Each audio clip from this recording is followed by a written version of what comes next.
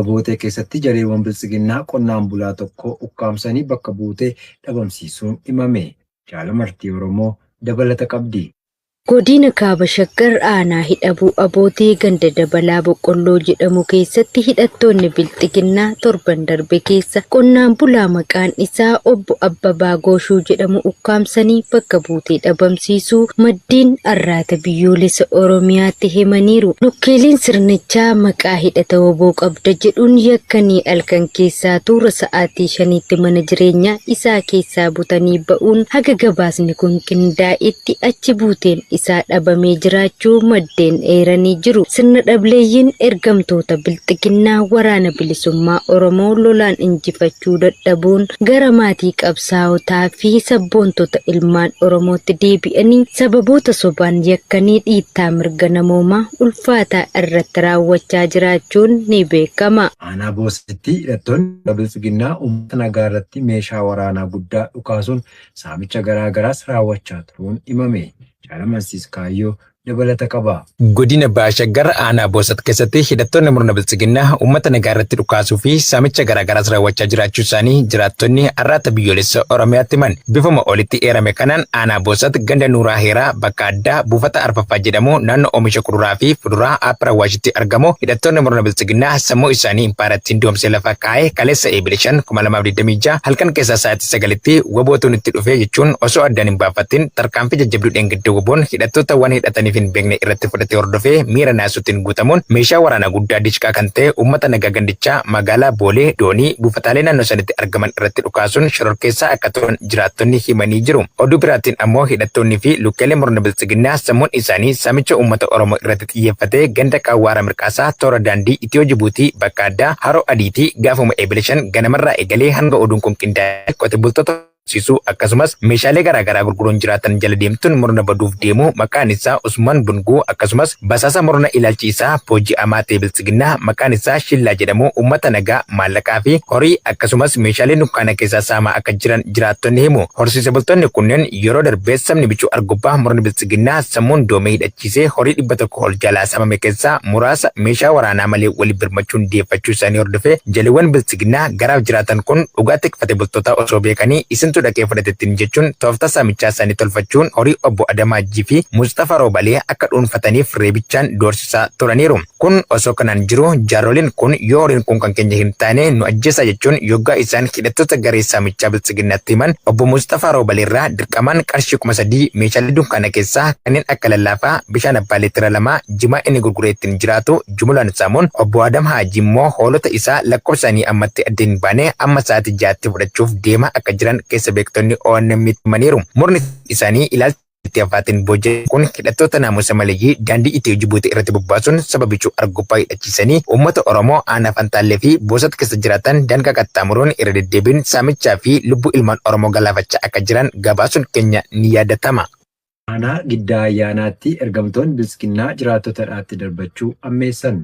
Gabaasa qindaa'eef Jaalarbuu dhugaa. Godina Baha Wallaggaa aanaa Giddaa Ayyaanaa magaalaa Angar Guutee keessa torban darbe keessa jaleewwan sirnichaa jiraataa maqaan isaa Umar Iddoosaa jedhamu badii tokko malee ukkaamsuun waajjira poolisii magaalichaatti hidhanii hiraarsaa jiraachuu maddeen arraata biyyoolessa Oromiyaatti himanii jiru. Akka maddeen himanitti Umar siyaasa kamirraa walaba kan ta'ee fi sababa Oromummaa isaa qofaaf yakkamee hidhamuu dubbatu. Magaalicha keessatti lukkeeleen sirnichaa dantaa dhuunfaa isaanii guuttachuuf ifaajan maqaa kaffaltii gosa garaagaraa nageen qabni hawaasatti tarreessuun saamicha ulfaataa raawwachaa kan jiran ta'uu maddeen itti dabaluun eeranii jiru.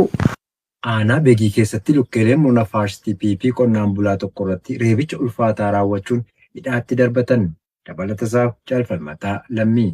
Godina Lixa Wallaggaa aanaa Beegii ganda Eegoo Girmoos jedhamu keessatti bitootessa 3 2026 loltoonni abbaa irree bilxiginnaa kanneen daantaa sabaa caalaa garaa isaaniif bitaman qonnaan bulaa maqaan isaa Masgabuu Tasfaa jedhamu sababa tokko malee reebicha ulfaataa erga irraan ga'anii booda hidhaatti darbachuun dararaa jiraachuu jiraattonni gandichaa Oromiyaa Naashinaal Miidiyaatti himaniiru.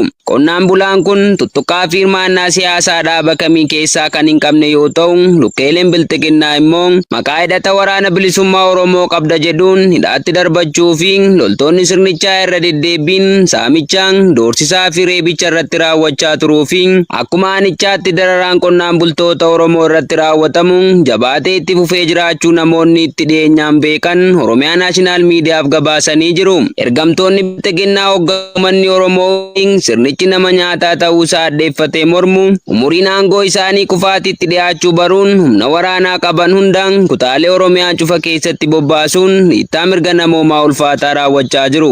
Haleellaan Israa'el naannoo hospitaala kibba Beerut rukutuu maddi yaalaa yoo ibsu Iraan ergama baraarsaa balalistoota Ameerikaa gaggeeffame irratti xiyyaaronni diinaa hedduun barbadaa'uu himte. Utuu gabaasa kanaaf Jaalbooree Addunyaa. Haleellaan Israa'el dilbata kaleessaa kibba Beerut rukute jechuun miidiyaaleen mootummaa Libaanos kan gabaasan yoo ta'u maddi yaalaa ammoo hospitaala mootummaa irraa gara meetira 100 fagaatee dhiibbaa akka uume AFP'tti himee jira. Haleellaan kun naannoo Beerut jinaa naannoo hospitaala Yuunivarsiitii Raafik hariirii dhaabbata yaalaa mootummaa guddicha biyyicha keessatti argamu mudate.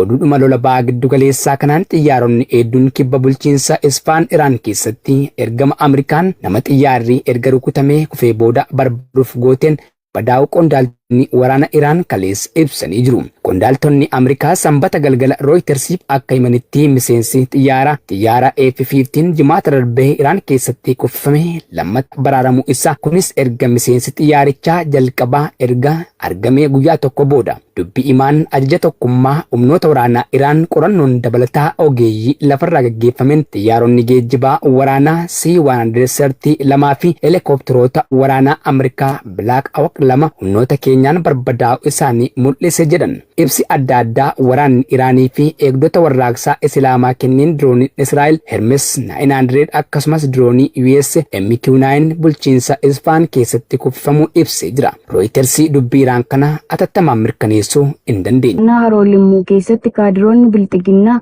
maqaa kaardii filannootiin hawaasniidhaatti akka guuramu ajaja dabarsuun dhaga'ame. Jaaleeraan gameessaa waan qindeeffatte qabdi.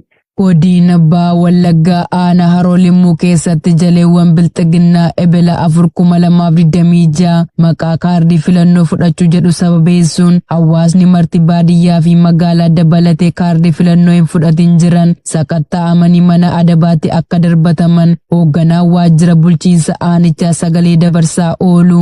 Hojjetaan waajjirichaa akka maqaan isaa dhaamuu hin feene tokko arraata biyyoolessa Oromiyaaf gabaasee jira. Hojjetaan qaama waajjirichaa kun arraata biyyoolessa Oromiyaatiif akka himetti jaleewwan bilxiginnaa hawaasa Oromoo dararuun araada kan itti ta'e filannoo haqa hin qabne bara baraan ofii isaaniitiif akka filamaniif kaardii filannoo dirqamaan hiratan akkuma waggaa 5 darbee hawaasa nagaatti maqaa moggaasanii waan inni quba hin qabneen hidhuu ajjeesuu fi saamuuf karoora godhatanii socho'aa akka jiran addeessaniiru. Jaleewwan bilxiginnaa daandii hawaasa nagaa ittiin miidhan yeroo yerootti sagantaa kan baafatan yoo ta'u ammas maqaa kaardii filannoo fudhachuu fi dhiisuu deggeraa keenya miti ati mormaadhaan hin filattu jedhuun yeroo guyyaan filannoo dhiyaatu mana hidhaatti darbachuu ajjeesuu saamuu fi hojjetaa hojiirraa ari'uun dararaa turan ammas haala duraan olitti hiraarsaa hammeessuuf karoora dabaa qindeessaa jiraachuun isaanii dabalataan ifoomee jira.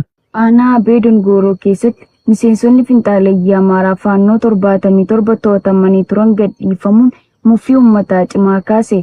Jaalaqaafan fayyeeraa waan qindeeffate qaba. Godina Horroo Guduruu Wallaggaa aanaa Abee Dongoroo keessatti miseensonni garee finxaalayyaa Amaaraa Faannoo jedhaman baay'inaan 77 ta'an gaafa eebila 4,2026 hidhaarraa gadhiifamuun isaanii uummata aanichaarraa muufii guddaan argamuu jiraattonni himan. Akka odeeffannoon jiraattota irraa argame ibsutti namoonni kunniin duraan hojiiwwan saamichaa mancaatii qabeenyaa fi ajjeechaa irratti hirmaachuu isaanii irratti himatamanii to'annoo jala oolanii turan haa ta'u malee gaafa eebila 4,2026 bulchitoota murnaa piippiin qindoominaan hidhaarraa gadhiifamuu isaanii himu. Jiraattonni dabalataan akka jedhanitti yeroo gareen kun qabaman bulchaan aanaa yeroo sanaa obbo Katamaa jedhamu tarkaanfii seeraa fudhachuu dubbatu. Garuu boodarraa bulchaan godinichaa obbo Mirreessaa Fiixee bulchaa aanichaa aangoorraa kaasuu dabaluun heeraniiru. Yeroo ammaa bulchaan aanaa sanaa nama maqaan isaa obbo Jabeessaa jedhamu ta'uu kan heeran jiraattonni namoonni hidhaarraa gadhiifaman kun qaamolee maqaa nageenyaa eegsisuun socho'anii fi bulchaa aanichaan gadhiifamuus himan. Tarkaanfiin namoota hojii yakka irratti hirmaatan hidhaarraa gadhiifamuu kun nageenya isaanii irratti sodaa guddaa uumeera. Lubbuun keenyaa fi qabeenyi keenya akka salphaatti akka ilaalamu taasisaa jira jechuun komii isaanii ibsaniiru. Kana malees jiraattonni namoota kanneen akka obbo Jabeessaa bulchaa aanaa, Inspektar Abtaamuu Waaqshuum poolisii aanaa, obbo Balaayi Taaddasaa paartii aanaa fi obbo Mirreessaa Fiixee bulchaa godinaa kaasuun dhimma kana keessatti dhiibbaa isaan garee finxaaliyyii Amaaraa Faannoo waliin ta'uun uummata irraan ga'an guddaa ta'us dubbatu. Dhiibbaan sanyummaa naannoo Beenishaangul Gumuz magaalaa Asoosaa fi aanaalee naannichaa keessatti uummata Oromoo irra ga'aa jiru cimuun ibsame.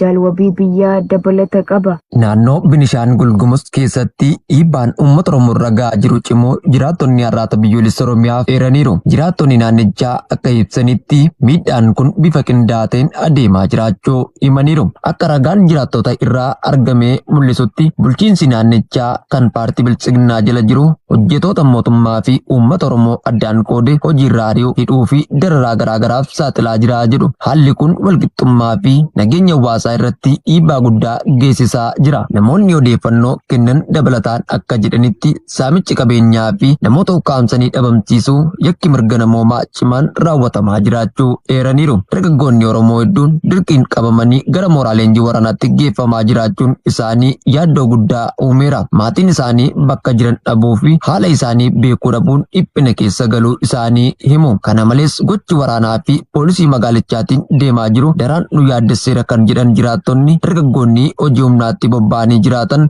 ba'anii galuuf danqamaa jiraachuu dubbatu. Aanaa Saqqaa Coqorsaa keessatti jaleewwan Bilxiginnaa misooma gandaa hojjedhaa jechuun jiraattota iraarsaa jiraachuun himame. Jaalkennaa sabaa waan qindeeffate qaba. Godina Jimmaa aanaa Saqqaa Coqorsaa ganda Meexxii Faallee keessatti eebla 2026 lukkeeleen sirnichaa jiraattota dirqamaan baasuun pilaastikii baalli shaayiitti oomishamuutti biyyee naqsiisaa kan turan ta'uu maddeen har'aata biyyoolessa Oromiyaatti himanii jiru. Akka maddeen himanitti milishoonni Biltsiginnaa qe'ee hawaasatti bobba'uun afaan qawween sodaachisanii hojii idilee isaanii irraa dhorkuun dararaa jiraachuu fi tokkoon isaaniitis pilaastikii biqiltuun kun keessa dhaabbatu 200 itti hiruun biyyee itti guuchisaa jiraachuu dubbatu.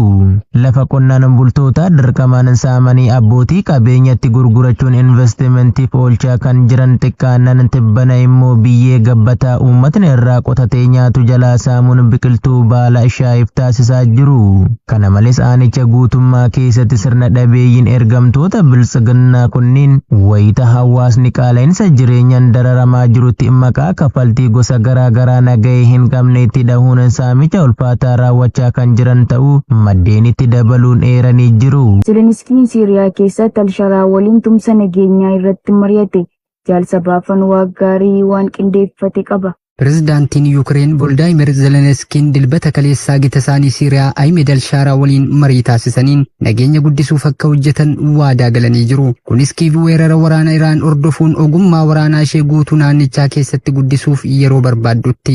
Zeleniskiin daawwannaa biyyoota baha giddu galeessaa ittuma fufuun Yuukireen wabii nyaataa naannichaaf gumaachuu akka barbaaddus dubbatanii jiru. Torban darban keessa Zeleniskiin biyyoota hedduu baha giddu galeessaa keessa jiran daawwachuun ogummaa Yuukireen aleellaa diroonii fi misaayilaa kan waraana waggoota 4 Raashiyaa waliin taasisan keessatti hojjetame ittisuu irratti dhiyeessee jira. Hawaasa keenyaaf nageenya dabalataa fi carraa misoomaa uumuuf waliin hojjechuuf walii galle jechuun Zeleniskiin telegiraamii irratti barreesse. Muuxannoo waraanaa fi nageenyaa wal jijjiiruuf fedhiin guddaan jira jedhan. Zeleniskiin Yuukireen akka oomishtuu midhaanii guddaatti dhiyeessuu nyaata amanamaa ta'uu hoogganaa Siiriyaa kanaaf kan hime yoo ta'u hooggantoonni lamaan carraa waloo wabii nyaataa guutuu naannichaa cimsuuf mari'ataniiru jedhan. Sanbata darbee Turkii keessatti Zeleniskiin pirezidaantii Turkii Tayyip Erdogaan waliin tumsa nageenyaa irratti tarkaanfiiwwan haaraa irratti walii galuu isaanii ibsuun piroojektota bu'uuraalee misoomaa gaazii waliinii fi misooma dirree gaazii irratti carraawwan irratti mari'ataniiru. Har'a